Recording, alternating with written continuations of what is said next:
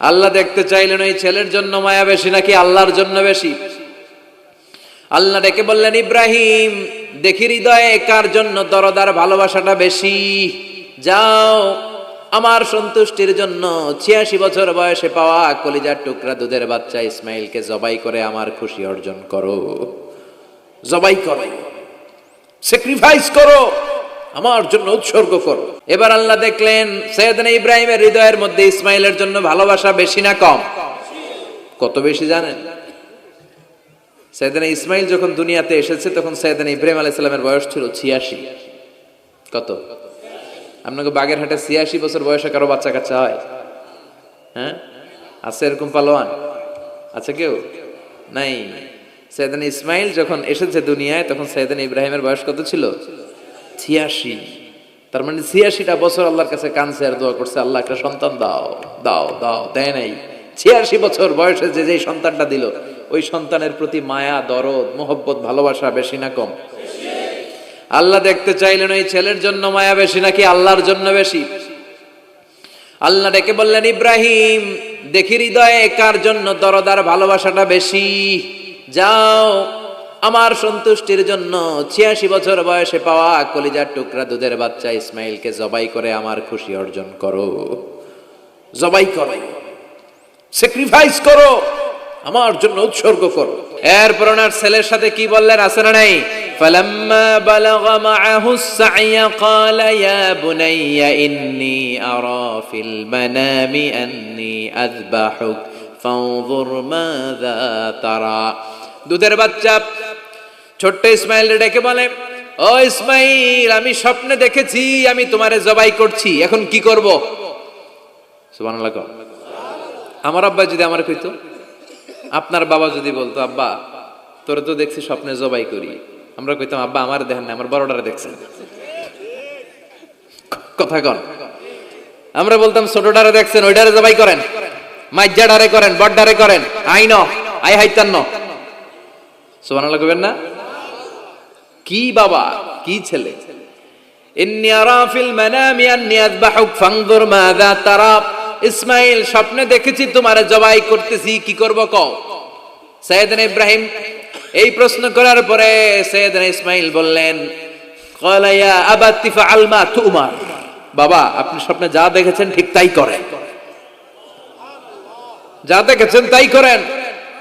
আমগো পোলা গুলাও পোলা, ওনার পোলাও পোলা। সাতাজিদুনি ইনশাআল্লাহু মিনাস সাবিরিন। আব্বা আমি তো ডরাই না, আপনি ডরায়েন না। আমি ভয় পাই নাই, আমি ভয় আছে, আপনি ভয় পান কিনা? আল্লাহু আকবার। কি ছেলে দিয়েছিল আল্লাহ তারে! ইফআল মা তুমার সাতাজিদুনি ইনশাআল্লাহু মিনাস সাবিরিন। ও বাবা আপনি ভয় পায়েন না, ইনশাআল্লাহ আপনি আমারে ধৈর্যশীল দেখতে পাবেন, আপনি আমারে ধৈর্যশীল দেখতে পাবেন। তাহলে ছেলের সাথে কি কথা হয়েছে কোরআনে আছে না নাই? বলতে দেরি, ছুরি নিয়ে গলার মধ্যে ছুরি চালাতে 1 সেকেন্ডও দেরি করে নাই। সুবহানাল্লাহ পড়েন।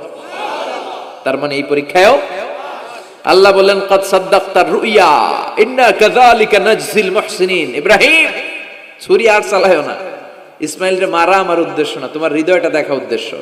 এই ইসমাইল মরে গেলে তো সব ঘটনা উলট পালট লেগে যাবে, কারণ আখিরি জামানার পয়গম্বর বিশ্বনবী মুহাম্মদ রাসূলুল্লাহ সাল্লাল্লাহু আলাইহি ওয়াসাল্লাম এই ইসমাইলের বংশে পৃথিবীতে আগমন করবে। চিল্লায় কোন ঠিক কিনা? ইসমাইলকে বাঁচিয়ে রাখা আল্লাহর জন্য ওয়াজিব, আল্লাহ নিজের জন্য এটাকে আবশ্যক করেছেন। সুবহানাল্লাহ পড়েন।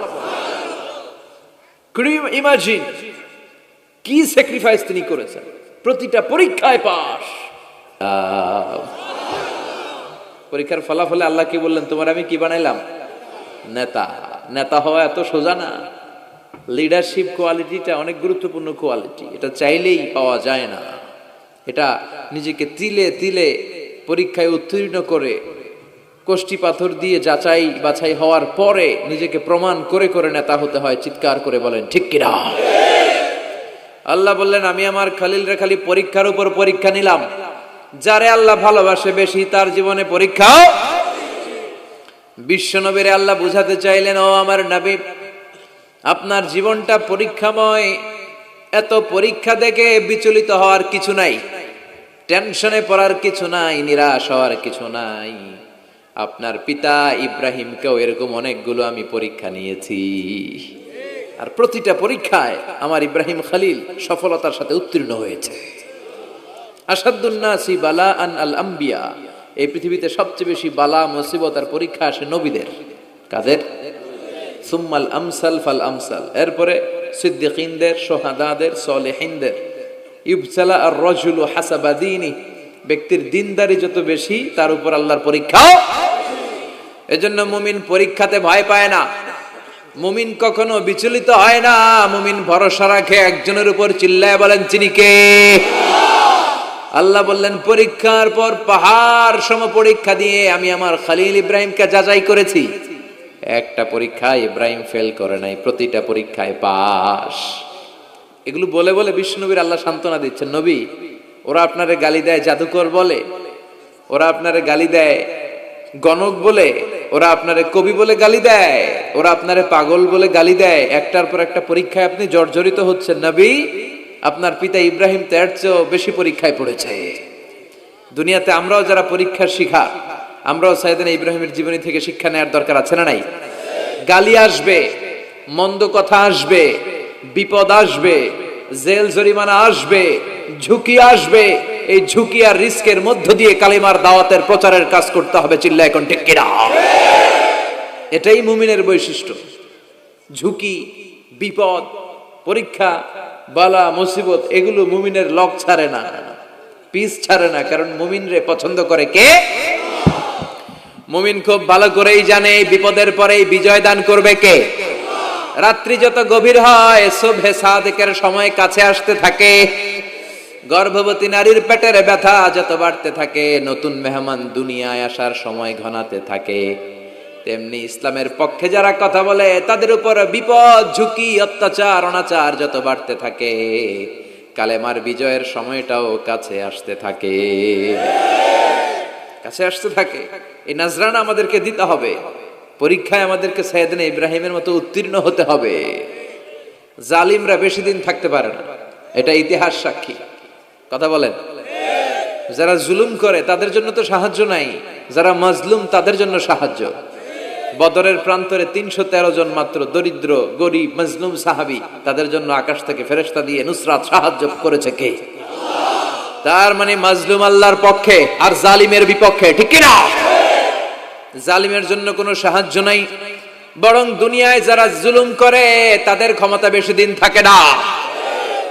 ফেরাউন বেশি দিন থাকে নাই, থাকছে? নমরুদ বেশি দিন থাকে নাই, থাকছে? থাকতে পারে না। যারা দুনিয়াতে রক্ত ঝরায় এরা থাকতে পারে না, বরং যাদের রক্ত ঝরে তাদেরকে আল্লাহ বিজয় দিয়ে দেয়।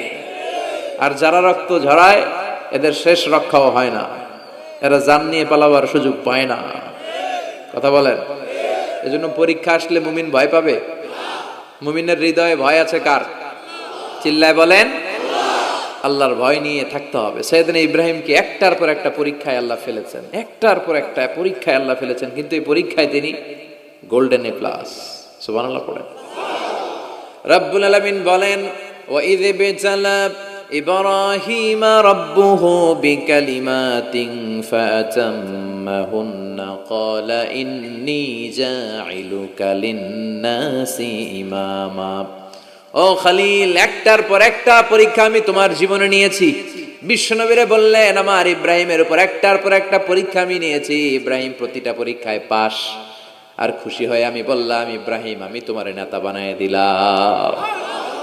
আল্লাহ put Sayyidina Ibrahim in some tests and trials, and Sayyidina Ibrahim successfully overcome all the tests. Allah said, Ibrahim, I'm gonna make you the leader. Ibrahim আমি তোর লিডার বানাই দেব, এই ফলাফল স্বরূপ তোমার আমি গোটা বিশ্বের নেতা বানাই দিব। I'm gonna make you the leader. এজন্য সাইয়েদনা ইব্রাহিমকে নেতা বানাই দিলেন কে? একটার পর একটা পরীক্ষা তিনি দিয়েছেন। একটাও সাধারণ পরীক্ষা ছিল না, সব ভয়ঙ্কর পরীক্ষা। পরীক্ষাগুলো ছিল অগ্নি পরীক্ষা। পরীক্ষা নাম্বার 1 ইলকাউহু ফিন্নার, আগুনের পরীক্ষা। নমরুদ বলে, ইব্রাহিম ঈমান ত্যাগ করো, না হলে আগুনে ফেলবো। কোথায় ফেলবো? সাইয়েদনা ইব্রাহিম বলে, আমার জীবন যাবে কিন্তু ঈমান যাবে। ঈমানের পথে অবিচল থেকে আমার মরণ যেন হয়। তোমারই কাছে মিনতি আমার, তোমারই কাছে মিনতি আমার, মহামহিম দয়াময়, ইমানের পথে অবিচল থেকে আমার মরণ যেন হয়। পড়ে না আমিন। নমরুদ বলে ইব্রাহিম ঈমান ছাড়ো, তা না হলে আগুনে ফেলবো। ইব্রাহিম বলে জীবন যাবে কিন্তু ঈমান যাবে। তার মানে পরীক্ষায় পাস, আগুনে ফেলে দেয়া হলো, ঈমান হারা করতে পারে নাই নমরুদ। তার মানে আগুনের পরীক্ষায় নাকি ফেল না পাস?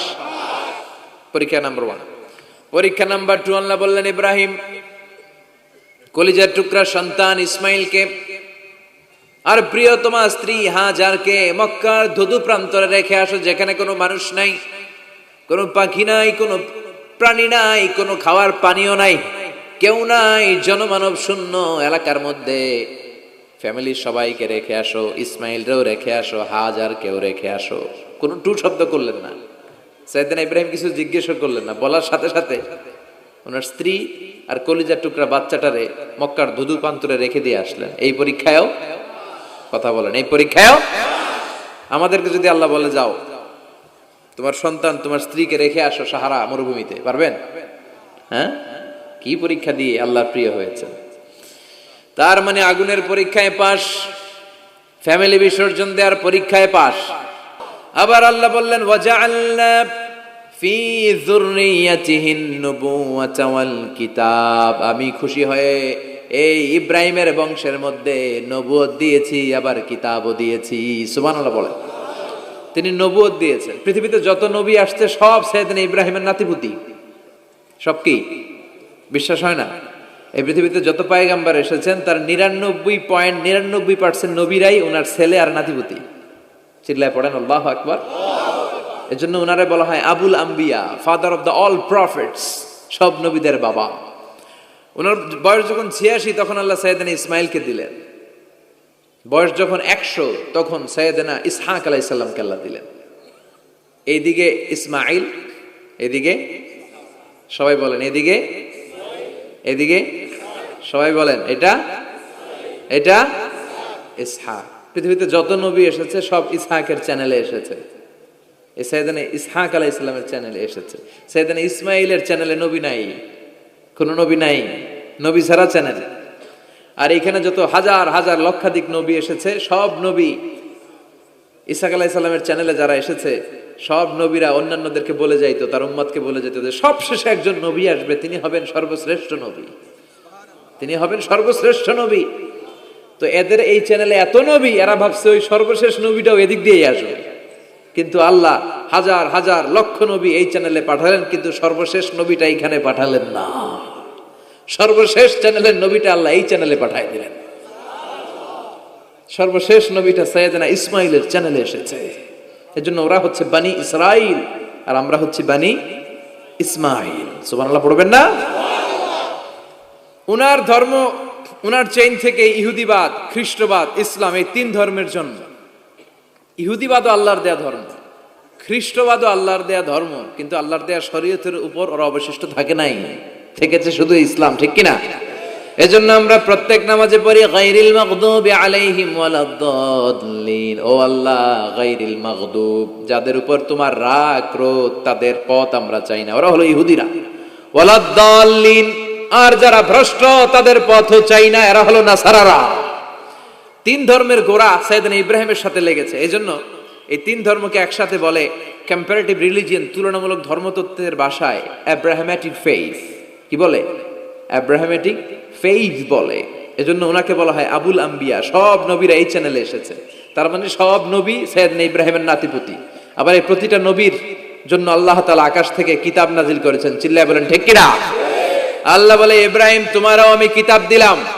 সাইয়েদনা ইব্রাহিম আলাইহিস সালামের উপর কিতাব আছে না নাই? ওই কিতাবের নাম কি? কে পারে? ইন্না হাযা লাফিস সুহুফিল উলা সুহুফি ইব্রাহিম ওয়া মূসা। সুহুফি ইব্রাহিম, সাইয়েদনা ইব্রাহিমকে আল্লাহ তাআলা সহিফা দান করেছেন। চিল্লায় পড়েন আল্লাহু আকবার। আবার এই নবীর নামে আল্লাহর কোরআনে একটা সূরা আছে না নাই? কথা কন, কি নাম সূরা? সূরা আলিফ লাম রা।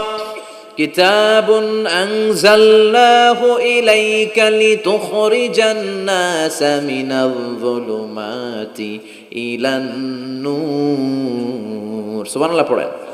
আলিফ লাম রা। I have revealed this holy and sacred book unto you in order to lead the mankind out of darkness into the light. ও নবী, আমি এই কিতাবকে আপনার কাছে পাঠিয়েছি অন্ধকারাচ্ছন্ন মানুষগুলোকে অন্ধকার থেকে আলোর দিকে নিয়ে যেতে। এই কোরআনের ভেতরে আলো আছে না নাই? সবকিছুর সমাধান আছে না নাই?